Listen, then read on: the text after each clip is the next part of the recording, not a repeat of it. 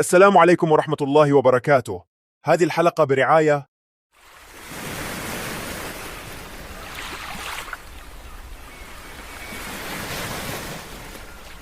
يا جماعة، اليوم غير. اليوم مو مجرد فيديو لشخص، بل فيديو لثلاث شراميط. اليوم بنفضح ونعري قذارة ما وراءها قذارة. ما في تفاهم ولا بنلف وندور بالكلام. نبدأ بالبنت اللي ما بقدر أقول عنها سلفع فقط عشان ما أظلم كلمة سلفع. والله هذه تستحق نقول لها بلسان عربي مبين، وكلمة حق لازم تنقال في حقها، وهي إنها قحبة. إيه قحبة واسمها بحر؟ ذي اللي ما خلت عتبة ولا خلت طريق إلا وسلكته في الرذيلة.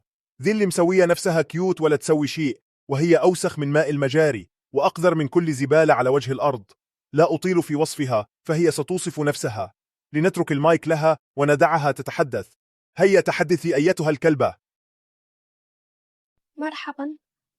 قبل ما أبدأ أحكي عن نفسي، استعدوا للتفل الجماعي علي، لأني بستاهل التفل والسب على كل لسان. سانتصر لحظات. هيا قوموا بتفلي جميعا. عليك وعلى ابوك وعلى اهلك يا نعال يا ابن النعال يا قندره يا ابن القندره ولا بكذا. اتفو عليك اتفو عليك. بعرفكم بنفسي، أنا بحر أو فيونا، هدول هني اللقبان الأكثر شهرة عندي. أما الاسم الحقيقي ما في داعي له. أنا بلعب أدوار وبعطي كل شخص اسم عشوائي حسب مزاجي. فيكن تقولوا إنه ما عندي اسم حقيقي، وهذا صحيح، لأني منبوذة تم رميي بالشارع عند ولادتي، وبعدين اسموني بنت الشوارع لأنهم لقوني بالشارع.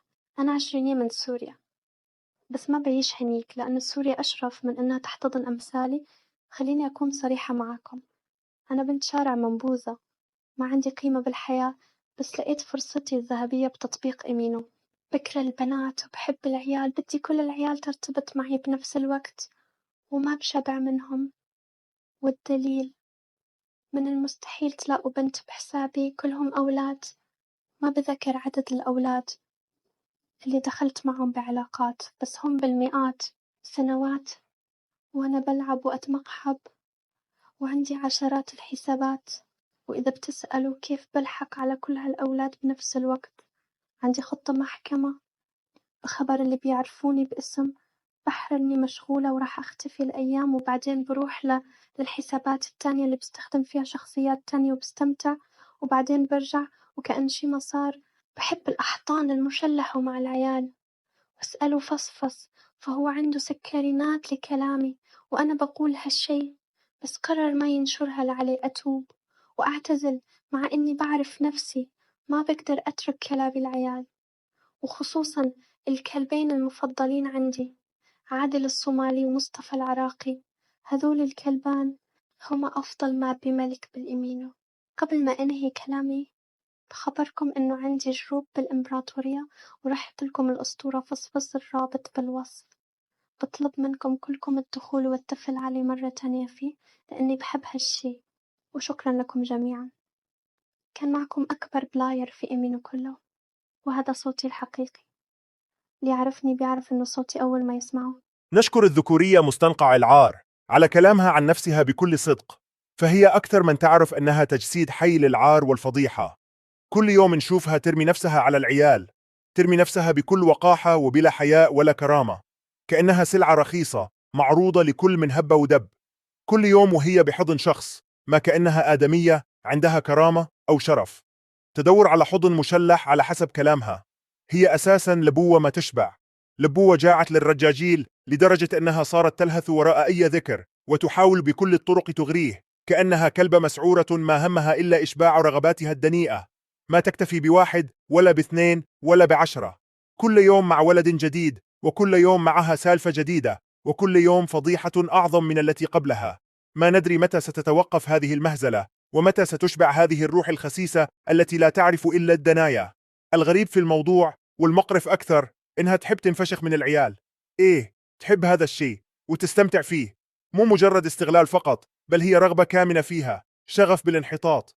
تحب هذا الشيء كثيرا، وخصوصا من الزنوج الصوماليين. ما السر وراء هذا الاختيار؟ الله أعلم. ما وراء هذه الرغبة الكاملة للزنوج؟ هل هو حب لهم؟ هل هو رغبة فيهم؟ ما ندري، لكن الذي نعرفه أنها وصلت لأبعد مدى من الانحطاط، وصارت ترقص على وتر الذل والمهانة بكل إرادتها. أما الآن دعونا ننتقل إلى كلبها الأول الوفي، المدعو عادل الصومالي الورية. الكلب عادل هو مسخ ذليل مهان مازوخي، يجد متعته القذرة في أن تدعس كرامته من قبل أقدام النساء. إنه كائن مثير للشفقة، يعرض نفسه للتعرية بكل ما تحمله الكلمة من معنى، يتلذذ بالإهانة ويستمد وجوده من السخرية التي تلقى عليه. هذا المسكين المهان يصل به الخنوع المقزز إلى درجات لا يمكن للعقل السوي أن يتخيلها. فلو خير بين امتلاك $1,000,000 وبين أن تضع حرمة قدمها المتسخة في حلقه، فلن يتردد لحظة في اختيار الحرمة، مفضلا ذل الدعس الرخيص على كرامة العيش. إنه نموذج صارخ لكل ما هو مشوه ومنحرف في النفس البشرية، دمية مطيعة تحركها شهوات سيدتها الدنيئة. لقد ولد عبدا، وترعرع على مبادئ الخضوع المطلق والانبطاح التام والخنوع اللامحدود. هذه التربية الفاسدة أثرت فيه لدرجة أنه لا يملك من الرجولة إلا مجرد الاسم. سلوكه يعكس تبعية عميقة ومخجلة، ورغبة مقرفة في أن يكون مسيطرا عليه، مهانا ومذلا من قبل الأنثى. إنها حالة مرضية فريدة، تظهر تفانيا منحرفا في خدمة رغبات سيدته، متجاوزا بذلك أي مفهوم تقليدي للذكورة أو الكبرياء أو حتى مجرد بقايا رجولة. إنه كائن تافه يعيش على فتاة الإهانة ويتنفس عبير الذل، ولا يستحق منا إلا الازدراء والسخرية. والآن لندعه يتحدث عن نفسه وعما يفعل مع بحر وكيف صار كلبها. هيا تحدث يا صديق يا وريئة، المايك لك.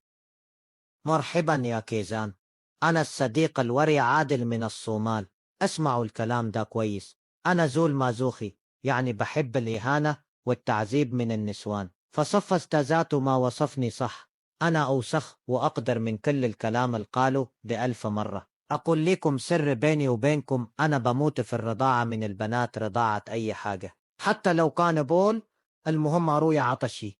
وما بكذب عليكم والله، فصفص عنده كل الإثباتات والسكرينات اللي بتوثق كلامي. وأكتر حاجة بتكيفني لما البت تصفعني على تيزي الزنجية وتبصق علي. أنا بعشق الإهانة والتعذيب من البنات، عشان أنا زول حقير وبحب أكون تحت رجلين البنات. اسمعوني كويس يا وريات، هل تعلموا أن السعادة ما بالمال الفاني؟ السعادة الحقيقية هي أنك تلحس كراعين البنات وتتبهدل عشانهم. أما بالنسبة لحكايتي مع بحر، دي حكاية تانية خالص. هي زولة ما بتقدر ترضيني كفاية، وأنا ذاته ما بقدر أرضيها. يمكن عشان كده عندها كمية من الخرفان غيري. هي حبيبتي، لكن عندها حبيب تاني أعرفه، يمكن ثالث ورابع سري، وده حقها وعادي ما أقدر لها وحدي يا زول، لأنه أنا رخمة وبحب أدعس تحت كراها. أنا ما كافي لزولة زيها، لكن راضي عن نفسي وعن وضعي ده. أنا اتولدت مازوخي وافتخر بالحقارة دي. صورتي حتظهر ليكم هسي، شكلي بيشبه العير، لكن ده ما بيهم. المهم انه بحوري راضية فيني وهي ما بيهمها الشكل. المهم أنا أكون خاضع وتحت أمرها وألحس كراعينها. ورغم انه أنا بكون ألحس كراعينها، هي بتكون تلحس كراعين غيري، وأنا بشهد ليها بالشي ده بكل فخر. البنات الوسخات يكونوا نوعين، يا نوع سادي بحب يذل الأولاد ويخليهم تحت كراعه، أو نوع مازوخي يحب ينذل ويرضخ للأولاد. لكن حبيبتي بحر جمعت الصفتين، أنا راضخ ليها ومازوخية بتاعها، وهي مازوخية لغيري، يعني بتعرف كيف تتعامل مع كل أنواع الخرفان. هي بتستحق كل الاحترام والتقدير مني، لأنها زولة نادرة وما بتتلاقى كتير زيها في الزمن ده. عشان كده حضل كلبها الوفي لحد يوم مماتي. نشكر الوريئة عادل الصومالي على كلماته الصريحة. أما الآن فليتحدث